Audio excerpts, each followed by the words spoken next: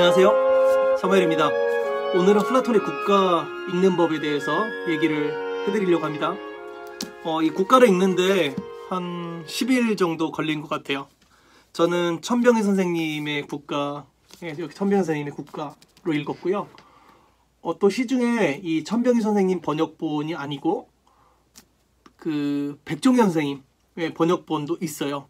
그 두 번역본이 가장 좋은 번역본인데, 백종현 선생님 번역본은 문체가 조금 더 헬라어 직역에 가깝게 번역을 하셨고, 천병희 선생님의 번역은 조금 더 편하게, 읽기 편하게 번역을 이제 한 번역본이거든요. 저는 개인적으로 이제 전공자들이 공부를 할 때는 백종현 선생님의 번역본이 조금 더 좋다고 생각을 합니다. 왜냐면은 백종현 선생님의 번역본에는 플라톤 이 국가대화편을 이해할 수 있는 철학적인 좀 지식들이 그 각주로 많이 좀 달려 있어요. 그래서 그거를 같이 읽으면 사실은 이제 이 국가에 대해서 좀 더 이해할 수 있는 내용들이 더 풍성하고요. 반면에 읽기가 조금 어렵습니다.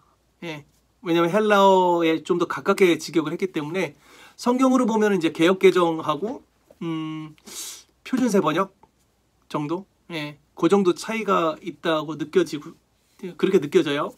그래서 저는 이제 기본적으로는 천병희 선생님 번역본을 먼저 읽으면서 필요한 부분들을 좀 찾아가지고 백종현 선생님의 그 각주들을 조금 활용을 하면서 책을 이해했습니다. 이 책도 보면은 여기 이렇게 보이실까 모르겠네요. 네, 이렇게 챕터 구분이 잘 되어 있어서 천병희 선생님 번역본을 읽다가도 백종현 선생님 번역본을 찾아서 쉽게 읽을 수 있으니까 그렇게 한번 공부해 보시는 것도 도움이 많이 될 것 같고요. 그 다음에 제가 다른 책들은 뭐 어느 부분은 그냥 스킵을 하고 어느 부분은 좀 읽어주세요 라고 이렇게 이제 제가 정리를 좀 해드리고 있는데, 이 국가는 사실 그렇게 하는 게 좀 어려워요. 왜냐면은 이 책 전체가 하나의 질문에 대한 대답을 하는 형식이기 때문에, 근데 대답이 이렇게 길어요. 그렇죠? 하나의 질문에 대답을 하는 형식이기 때문에 이거를 발췌해서 읽기가 참 어렵습니다. 뭐 그럼에도 불구하고, 그럼에도 불구하고 우리가 뭐 많이 이렇게 플라톤 철학에 대해서 많이 알고 있고 좀 알고 싶어하는 내용들을 좀 이렇게 보시려면은 한 5권, 이게 총 10권으로 되어 있는데 5권부터 읽으셔도 전체를 이해하는 데는 크게 문제는 없을 것 같아요. 문제는 없는데, 주로 또 없을 것 같은데, 또 교육이나 음악에 대한 부분들, 음악 교육에 대한 부분들을 좀 읽고 싶은 분들은 그 앞에도 좀 읽어야 될 것 같고요. 이 국가 책의 전체적인 내용을 보면은 가장 중요한 이제 내용 중에 하나가 이제 교육입니다. 왜냐하면 이 국가라는 것의 주제가 뭐냐면은, 어떻게 하면은 그 당시 소크라테스가 살고 있던 그 당시의 아테네를 다시 강성한 국가로 만들 거냐가 이 책의 주제거든요. 그렇게 보면은 그러면서 이제 가장 중요한 문제가 어떤 쪽으로 옮아가냐면은, 어떻게 하면은 국가를 현명하게 다스릴 지도자를 교육할 수 있는가, 이 문제예요. 그러니까 이 교육에 대한 얘기가 엄청나게 많이 나옵니다.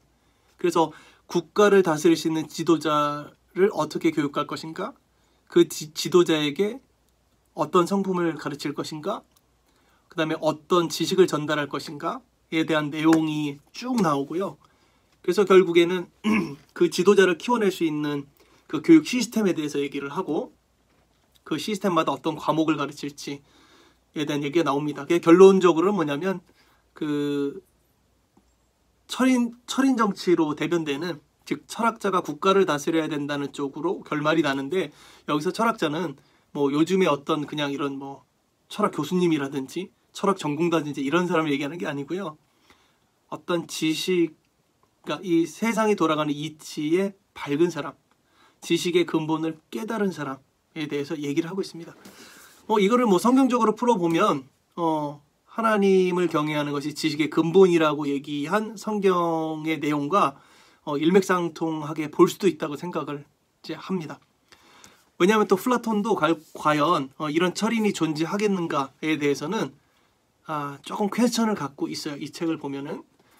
그래서 저는 이제 결국에는 그 부분들, 그러니까 세상이 돌아가는 이치, 말씀이죠. 돌아가는 것들을 가장 잘 이해하고 있는 사람이 국가를 다스려야 된다라는 내용이 상당히 의미 있는 어떤 결론이라고 생각이 듭니다.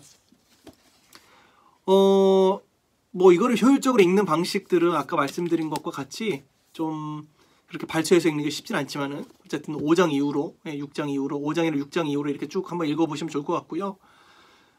제가 이 책을 읽으면서 되게 사실 제가 학부 때도 이 책을 좀 읽었거든요. 학부 때도 당연히 뭐 플라톤 국가를 이제 전공 이제 읽고 공부를 했고 그 이후에도 사실은 여러 부분 발췌를 해서 읽었지만은 이번에 국가를 이제 처음부터 끝까지 제가 조금 정독을 하면서 되게 많은 거를 배웠던 것 같아요. 그리고 특별히 우리 시대 또 제가 교사로서 우리 시대의 저나 아이들을 보면서 이 국가가 갖고 있는 어떤 생각에 참 유효한 점들이 많다고 생각이 들었어요. 물론 굉장히 낡은 것도 있습니다.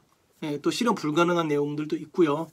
하지만은 이 플라톤이 갖고 있던 어떤 생각, 그러니까 플라톤 하면은 여러분들 이데아를 가장 중요한 개념으로 생각하잖아요. 근데 이 이데아를 뭐 어떤 분들은 되게 종교적으로 이해하기도 하고 신비적으로 이해하기도 하는데 저는 이번에 국가를 읽으면서 플라톤의 이데아에 대해서 어떻게 정리를 하게 됐냐면 플라톤이 말한 이데아는 뭐 어떤 신비적이거나 막 그 뜬구름 잡는 그런 얘기가 아니고 인간이라면 따라야 할 어떤 정신이 존재를 하는데 그 정신은 인간의 경험과 인간의 정신 안에서 나온 것이 아니라 그것은 인간의 정신과 경험을 뛰어넘는 어떤 더 위대한 정신 그것이다 라는 이런 얘기죠. 즉 뭐냐면은 우리가 어떤 정신으로 살 것이냐에 대한 질문을 할 때 우리가 서로 경험한 것들 과거의 경험들 또 과거의 어떤 과거의 좋은 것이나 잘못된 것들로부터 배워서 그것을 지식으로 형성을 해가지고 그것에서 가장 좋은 거를 따라 산다라고 많이 생각하죠. 저는 뭐 이거 크게 다른 거 아니라고 생각합니다. 틀린 거 아니라고 생각합니다. 하지만은 우리가 과거의 경험들을 취사 선택을 하잖아요. 그럼 어떤 기준으로 선택을 하게 될까요?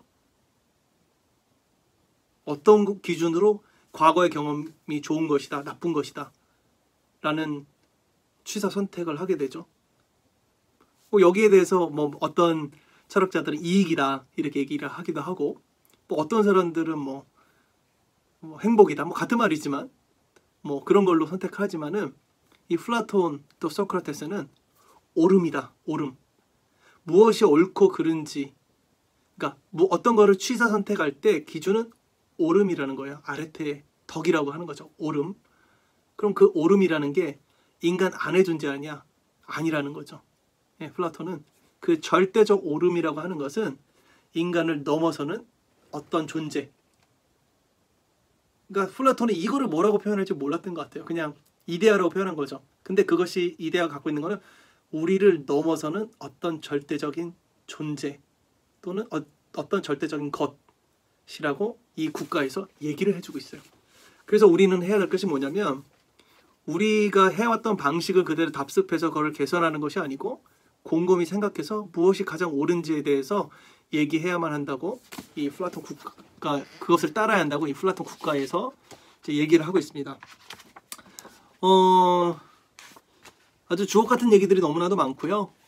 그래서 꼭 이 국가를 읽어보시길 바라고 저는 이 국가를 읽으면서 제가 가르치고 있는 이 가르침의 현장에서 아이들에게 정말 옳은 게 무엇이냐 얘들아 정말 우리가 따라야 될 그 정신이 무엇이냐 당연히 저는 이제 그리스도인이니까는 하나님의 말씀으로 생각을 하겠죠. 하지만 이 시대에 정말로 어떻게 보면 재미 또 자신의 주관성을 따라가는 이 시대 가운데 이 다시 국가를 읽으면서 절대적 옳음 또 객관성 그것들을 찾아가려는 어떤 경건하고 성스러운 태도와 노력 이런 것들을 좀 배워야 하겠다고 생각을 했습니다. 여러분들 꼭 한번 읽어보세요. 국가 좋은 책입니다. 감사합니다.